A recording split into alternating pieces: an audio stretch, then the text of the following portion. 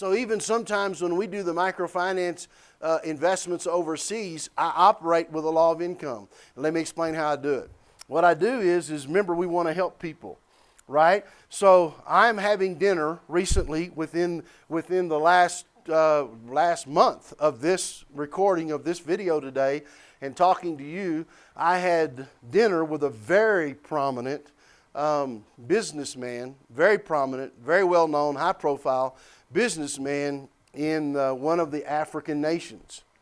And I had some guests with me, both from Andrew Wommack Ministries, or I was actually their guest, but we were together for the dinner.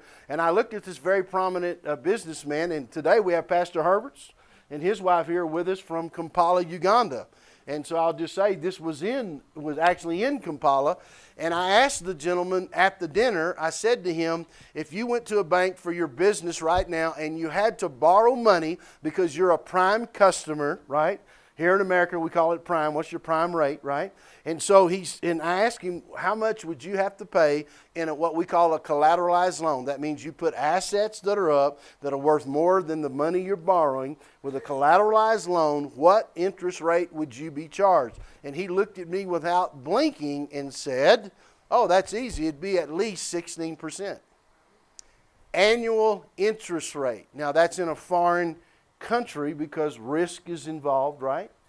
But I'm talking about the law of income now. So when we invest sometimes, not every time, but sometimes in microfinance loans, not with the individual people, but with banks. When we talk to banks or other larger microfinance institutions and we're investing with them, then what we do is we ask for a return.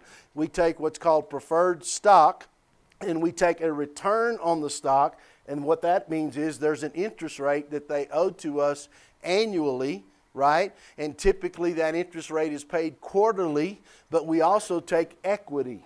So the stock gives us a return, so we're operating in the law of income, right? And we also get appreciation in most cases because we own equity. So the point in giving the illustration is that I try my best, even when I'm investing in businesses and other things, I try my best to practice the law of income on anything that I'm doing so I have some kind of return that's coming back to me. Everybody follow me? So I like to say it this way, it's the difference between, in most cases, fruits versus vegetables. So in other words, how does that work? Well, on a fruit tree, I go pick the apple and I eat the apple and I partook of the fruit. I got income from the tree, but I didn't have to kill the tree to get the apple.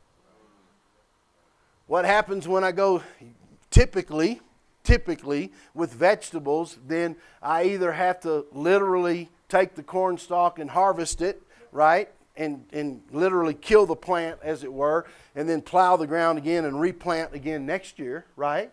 In a typical vegetable garden, the vegetables continue to produce, but then you have to plow them under and have to replant them again the next year. That's like having to buy and sell, having to trade all the time to be able to get some income. The difference, and I'm showing you the difference, the law of income is like taking fruit off of a tree. You're not killing the tree in order to have the fruit. So that's the powerful piece of it. And now you're able to take 100%. Now I want to be clear about this. I've been asked this question in the program.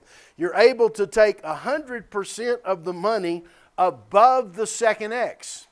You're able to take 100% of the money above the second X because the law of income is still working for you. So now all that you have, all that you need has been taken care of. You've got income. You've got things you need. You've even bought some toys with it. But instead of going and building bigger barns now, everything else above that, you get to give away actually 100%. You're bringing your tithes and your offerings at the first X. You're bringing your tithes and your offerings at the second X, but at the third X, you're not just bringing your tithes and offerings. At the third X, you're giving away 100% of that income that is above the second X.